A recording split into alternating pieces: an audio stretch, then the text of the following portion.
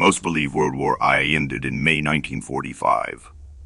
But one of the war's most intense battles continued even after Hitler's death, the Siege of Breslau. Breslau was declared a fortress city by Hitler as Soviet forces advanced. Over 80,000 civilians were evacuated, turning Breslau into a heavily militarized stronghold. From February to May 6, 1945, German troops, Nazi youth, and militia fought fiercely to defend Breslau, despite Berlin's fall and Hitler's death. The city was completely surrounded. Supplies were airdropped, and Nazi propaganda falsely claimed the war wasn't over. Finally, on May 6, the German commanders surrendered. The Siege of Breslau was one of the last battles of WWII, fought after most celebrated peace.